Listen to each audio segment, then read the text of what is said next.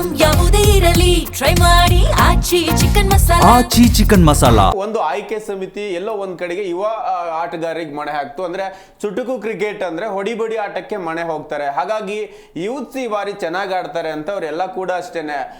ಒಂದು ಸಂಜು ಇರ್ಬೋದು, ಶಿವಮ್ ದುಬೆ, ನಮ್ಗೆ ಹಿಂದಿನ ಮ್ಯಾಚ್ಗಳಲ್ಲಿ ಮಾತ್ರೆ ಹೋದ ವರ್ಷ ತುಂಬಾ ಚೆನ್ನಾಗಿ ಓಪನಿಂಗ್ ಮಾಡಿದ್ರು, ಮಾತ್ರೆನ್ ತಗೋಬರ್ತಾರೆ. ಇನ್ನು ಕಾರ್ತಿಕ್ ತುಂಬಾ ಚೆನ್ನಾಗಿ ಆಡಿದ್ದಾರೆ. ಸರ್ಫರಾಜ್ ಅಕಾಡೆಮಿಕ್ ಇಯರ್ಲಿ ಕಂಪ್ಲೀಟ್ ಆಗಿ ತುಂಬಾ ಚೆನ್ನಾಗಿ ಆಡಿರುವಂತ ಆಟಗಾರರು. ಇನ್ನ ನಿಮಗೆ ಹೆನ್ರಿ ಬಗ್ಗೆ ಹೇಳ್ಬೇಕಂದ್ರೆ ವರ್ಲ್ಡ್ ಕಪ್ ಅಲ್ಲೇ ನೋಡಿದ್ರ ಲಂಕನ್ ಅಂತ ಸ್ಪಿನ್ ಟ್ರ್ಯಾಕ್ ಗಳಲ್ಲೇ ಒಳ್ಳೆ ವಿಕೆಟ್ ತೆಗೆದು ತುಂಬಾ ಲಯದಲ್ಲಿರುವ ಬೌಲರ್ ಕೂಡ ಹೆನ್ರಿ ಕೂಡ ಹೌದು. ಹಾಗಾಗಿ ನಿಮ್ಗೆ ಖಲೀಲ್ ಅಹ್ಮದ್ ಕಳೆದ ಬಾರಿ ಪರ್ಫಾರ್ಮೆನ್ಸ್ ಇತ್ತು. ಈ ಆಧಾರದ ಮೇಲೆ ಒಂದು ಒಳ್ಳೆ ಟೀಮ್ ನ ಕಟ್ಟಬಹುದು ಅನ್ನೋದು ಸ್ಟಿಫನ್ ಫ್ಲೇಮಿಂಗ್ ನೇತೃತ್ವದ ತಂಡದ ಒಂದು ಆಯ್ಕೆ ಇತ್ತು ಹೇಮು. ಆದ್ರೆ ಅದು ವರ್ಕೌಟ್ ಆಗ್ತಾ ಇಲ್ಲ. ಒಬ್ರು ಆಡಿರೋ ಒಬ್ರು ಆಡ್ತಾ ಇಲ್ಲ, ಅಥವಾ ಅದು ಅವರ ಒಂದು ಟೀಮ್ ನ ಹಿಂದಿನಿರುವ ಕೋಆರ್ಡಿನೇಷನ್ ಮಿಸ್ ಆಗ್ತಿದೆಯಾ, ಅಥವಾ ಎಲ್ಲರ ಮಧ್ಯನೂ ಕೂಡ ಒಳ್ಳೆಯ ಬಾಂಧವ್ಯ ಇದೆಯೋ ಇಲ್ವೋ ಗೊತ್ತಿಲ್ಲ. ಯಾಕಂದ್ರೆ ನಿಮಗೆ ನೋಡಿ, ಸಂಜು ತುಂಬಾ ಒಳ್ಳೆ ಆಟಗಾರ, ಗಾಯಕ್ವಾಡ್ ಹಿಂದೆ ತುಂಬಾ ಚೆನ್ನಾಗಿ ಆಡಿದ್ರು, ಬಟ್ ಲಯ ಕಂಡ್ಕೊಳಕ್ ಆಗ್ತಿಲ್ಲ. ಒಮ್ಮೆ ಅವ್ರ ಗಾಯದಿಂದ ಯಾವಾಗ ಹೊರಗುಳಿದ್ರು ಅದಾದ್ಮೇಲೆ ಅವರು ಇಂಟರ್ನ್ಯಾಷನಲ್ಗೂ ಬರೋ ಪ್ರಯತ್ನಗಳಾಗ್ತಾ ಇಲ್ಲ.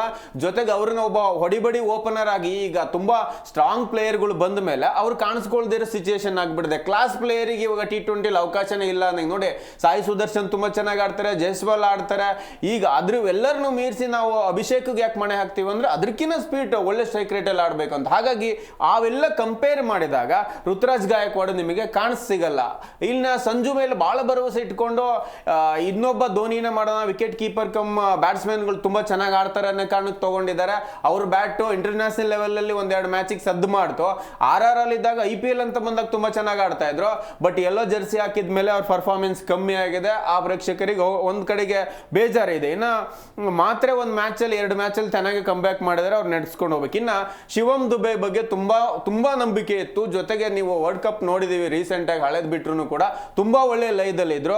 ಅವ್ರನ್ನ ಬೌಲಿಂಗ್ ಬ್ಯಾಟಿಂಗ್ ಎರಡರಲ್ಲೂ ಬಳಸ್ಕೋಬೇಕಿತ್ತು. ಒಂದು ಅವರಿಂದ ಒಳ್ಳೆ ರೀತಿಯ ಒಂದು ಲಯ ಕಂಡುಕೊಂಡ್ರೆ ಮಾತ್ರ ಅವ್ರಿಗೆ ಹೆಲ್ಪ್. ಇನ್ನ ಪಾಟೀಲ್ ಹೇಳಿದಾಗೆ ಕಾರ್ತಿಕ್ ಆಗ್ಲಿ ಪ್ರಶಾಂತ್ ಆಗ್ಲಿ ಅವ್ರನ್ನ ತುಂಬಾ ನಂಬಿಕೆ ಇಟ್ಕೊಂಡು ತಗೊಂಡು, ಅಂದ್ರೆ ಮತ್ತೊಬ್ಬ ವೈಭವ್ ಸೂರ್ಯವಂಶಿ ತರ ಏನೋ ಯಂಗ್ ಪ್ಲೇಯರ್ ಇಂದ ನೇಮ್ ಆಗತ್ತೆ, ತುಂಬಾ ಚೆನ್ನಾಗಿ ಆಡ್ತಾರೆ ಅಂತ ಅವ್ರು ಯಾರು ಕೂಡ ಮಾತ್ರ ಹೊರತುಪಡಿಸಿದ್ರೆ ಯಂಗ್ ಯಾರು ಕೂಡ ಆಡ್ತಾ ಇಲ್ಲ. ಇನ್ನು ಕಳೆದ ಬಾರಿ ನೂರ್ ಅಹಮದ್ ಅಂತ ತೆಗೆದುಕೊಂಡಾಗ ಅದು ಅಂತಾರಾಷ್ಟ್ರೀಯ ಮಟ್ಟ ಇರ್ಬೋದು, ಅಥವಾ ಅಫ್ಘಾನಿಸ್ತಾನಕ್ಕೆ ಆಡಿದ್ದಿರ್ಬೋದು, CSK ಇರ್ಬೋದು, ತುಂಬಾ ಒಳ್ಳೆ ಲಯದಲ್ಲಿದ್ದ ಬೌಲರ್ ಹೇಮ. ಯಾಕಂದ್ರೆ ಅವ್ರನ್ನ ನಿಮಗೆ 12 ರನ್ ಇದೆ, 11 ಇದೆ, ಹೆಚ್ಚು ಕಮ್ಮಿ 7 ರನ್ ಇದ್ರು ಆಡಿಸ್ತಾರೆ ಅನ್ನುವ ಒಳ್ಳೆ ಬೌಲರ್ ಇದ್ರು. ಬಟ್ ಈ ಬಾರಿ ಅವರಿಂದ ವರ್ಕ್ ಆಗ್ತಿಲ್ಲ. ಇನ್ನೊಂದ್ ಕಡೆಗೆ ಚಹಾರ್ನ ತಗೊಂಡಿದ್ದಾರೆ. ಚಹಾರ್ ಸ್ಪಿನ್ ನಿಮಗೆ ನಾವು ಇದುವರೆಗೂ ಕುಲ್ದೀಪ್ ಹಾಗೇನೆ ಚಹಲ್ ಅವ್ರು ಉಳಿಸ್ಕೊಂಡಿದ್ದಾರೆ ಅವ್ರ ಚಾರ್ಮ್ನ ಅಂತೇಳಿ ನಿಮಗೆ ಅದೇ ರೀತಿಯ ಬೌಲರ್ಗಳು ಸ್ಪಿನ್ ಬೌಲರ್ಗಳು ಆಗಲ್ಲ. ಯಾಕಂದ್ರೆ ನೋಡಿ, ಒಂದೇ ವರ್ಷಕ್ಕೆ ನಮಗೆ ನಂಬರ್ 1 ಬೌಲರ್ ವರುಣ್ ಚಕ್ರವರ್ತಿನೇ ಡಲ್ ಆಗಿದ್ದಾರೆ. ಹಾಗಾಗಿ ಚಹಾರ್ ಕೂಡ ಅವ್ರಿಗೆ ಕೈ ಹಿಡಿತಾ ಇಲ್ಲ. ಕಂಪ್ಲೀಟ್ಲಿ ಇಂಬ್ಯಾಲೆನ್ಸ್ ತಂಡ ಆಗ್ಬಿಟ್ಟಿದೆ. ಅವರು ಲೆಕ್ಕಾಚಾರ ಹಾಕಿದ್ದೊಂದು, ರಿಸಲ್ಟ್ ಬರ್ತಾ ಇರೋದು ಒಂದು. ಇನ್ನೊಂದ್ ಕಡೆಗೆ ನಾವು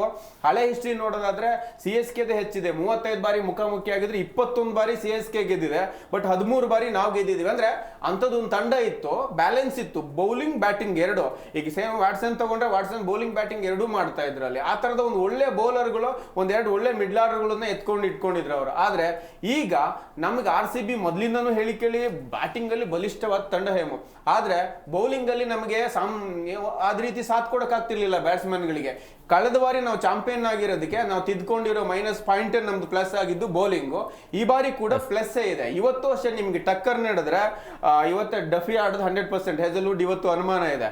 ಡಫೆ ವರ್ಸಸ್ ಹೆನ್ರಿ ಇದೆ ಇವತ್ತು ಮ್ಯಾಚ್. ಯಾರು ಒಳ್ಳೆ ವಿಕೆಟ್ ತೆಗಿತಾರೆ ಅದರಲ್ಲಿ ಅವ್ರ ಪರವಾಗಿ ಹೆಲ್ಪ್ ಆಗುತ್ತೆ. ಇನ್ನೊಂದ್ ಕಡೆಗೆ ಸ್ಪಿನ್ ಅಂತ ಬಂದಾಗ ನಮ್ಗೆ ಇವತ್ತು ಸುಯೇಶ್ ಮತ್ತೆ ಕೃಣಾಲ್ ಇಳಿತಾರೆ. ಒಂದು ಬದಲಾವಣೆ ಇದೆ, ಯಾಕಂದ್ರೆ ಅಭಿನಂದನ್ ಕೈಲಿ ಅವತ್ತು ವರ್ಕೌಟ್ ಆಗಿಲ್ಲ, ಭಯ ಪಡ್ತಾ ಇದ್ರು. ಬ್ಯಾಕ್ ಟು ಬ್ಯಾಕ್ 6 ಬೇರ್ ಬರ್ತಾ ಇತ್ತು, ಚೇಂಜಸ್ ಮಾಡೋ ಪ್ರಯತ್ನ ಮಾಡ್ತಿರ್ಲಿಲ್ಲ. ಹಾಗಾಗಿ ಮೇ ಬಿ ನನ್ನ ಪ್ರಕಾರ ಇವತ್ತು ಮಂಗೇಶ್ಗೆ ಲೆಫ್ಟ್ ಹ್ಯಾಂಡ್ ಬೌಲರ್ ಅವರು, ಇನ್ನು ಅದರಲ್ಲೂ ಕೂಡ ಚೆನ್ನೈ ಲೆಫ್ಟ್ ಹ್ಯಾಂಡರೇ ಒಂದ್ 2-3 ಜನ ಲೆಫ್ಟ್ ಹ್ಯಾಂಡರೇ ಬರೋದಕ್ಕೆ ಮೇ ಬಿ ಅವ್ರ ಬಗ್ಗೆ ಮಣೆ ಹಾಕ್ಬೋದು.